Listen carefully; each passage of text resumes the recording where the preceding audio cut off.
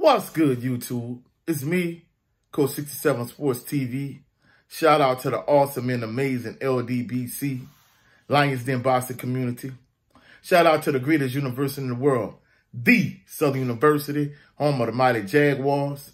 In this particular video, we're going to talk about any Southern University player that should have been on the All SWAC preseason team, but was omitted. Now, before we get to that point, check out my brother's channel, Jared 11 Green.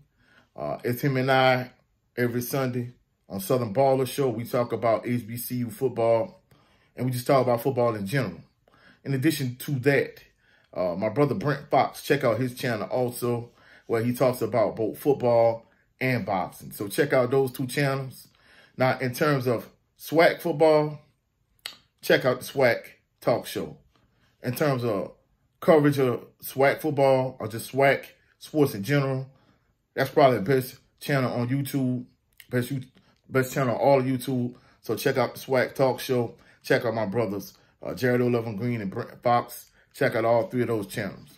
Now, Southern University, 2023 Media Day just passed, and Southern University had 9 players that made the all preseason SWAC team, whether first team or second team.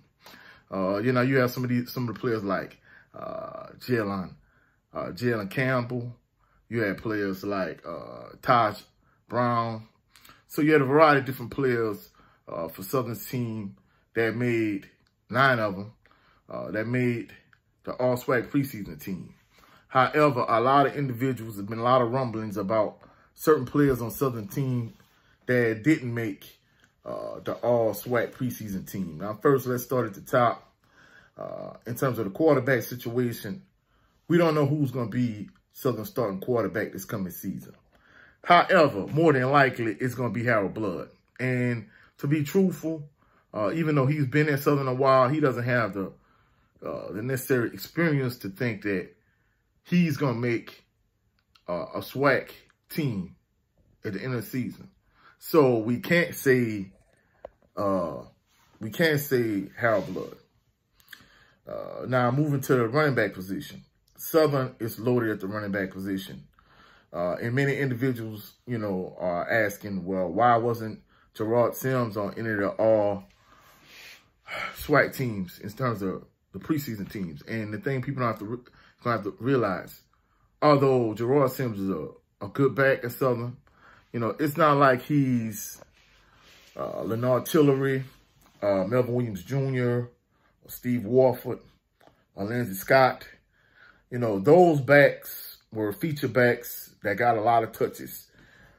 They touched the ball between 20 and 25, some instances even 30 times a game. Whereas at this stage, Southern is more of a spread team. Whereas, if you look at in Melvin Williams Jr.'s day, Lindsey Scott's day, they were more, lined up in the eye and running the ball, about 30, 35 times a game. And they had more of a balanced attack. Whereas nowadays with the spread offense, you run the ball, you're still going to run the ball, but it's more backed by committee.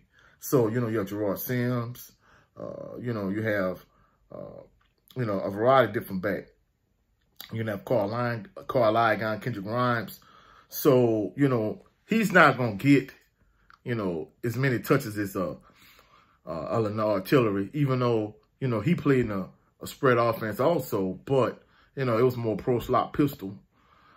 So, the offense is different. And in addition to that, it's more backed by committee. So even though he's a good back, he's not going to get as many touches as, a Melvin Williams Jr., Leonard Tillery, Steve Warford, Lindsey Scott. He's not going to touch the ball as many times as those backs, touch the ball in the past. So it's more backed by committee. I mean, Southern go like 5, 6 deep at running back. Now, all of those more than likely, they probably going to play maybe about 3, 4 backs at a time. But the point is, he's not going to get all those touches to himself. So, you can't warrant him being on the All SWAC team, over some of the backs that made it over him. Now, in terms of the wide receiver position, you got guys like August Petrie III and Chandler Whitfield and Cassius Allen. But the thing you're going to have to realize is those guys probably can't make the all-SWAC team either, because last year, Bashawn McCray, you know, he was essentially, even though he's a very talented athlete, essentially he's a glorified running back playing quarterback. And Harold Blood coming into this season, he's an unknown entity. You know, he played pretty good against Florida Memorial. So he played decent against Florida Memorial. And in addition to that, you know, he had a good game. He had a very good game against Virginia Lynchburg, but he struggled against Jackson State in the SWAC championship game. So the point I'm trying to make is, you know, a wide receiver is only as good as the quarterbacks getting in the ball. So, you know, this could be one of Southern's best wide receiving corps, you know, probably, you know, maybe one of the best ones since they had probably Lee Doss, Willie Quinn, and Mike Jones. But even with that being said, you know, you have to have the right signal caller getting those guys the ball. Get them the ball where they can catch and run. So, you know, in terms of like the skill players, you know, quarterback, running backs, wide receiver, you know, it was hard for any of those guys to make the all-SWAC preseason team. Now, transitioning to the other side of the ball, pretty much the guys that really should have made it did make it. You know, Christian Davis, Taj Brown, Jim Campbell, you know, those guys, you know, should have made the team. Not in terms of, you know, I know people talking about Christian Zachary, but, you know, again, you know, unknown entity. You know, you just can't stick him on the all-SWAC team. I mean, he has to go through the grit and grind of the SWAC season, and he has to earn those stripes. So, you know, in terms of players that didn't make the all-preseason SWAC team, I really don't see one on Southern's team that should have made it that didn't make it.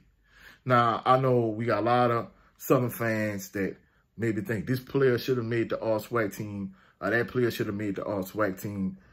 I really can't point to one that I feel should have made it a player that was on it that shouldn't have made it. So all the players that was on the all-SWAC team, you know, like I said, like Taj Brown, whoever the case may be, I think all of those guys are worthy and deserving to be on the all-SWAC preseason team. Now, you may feel differently.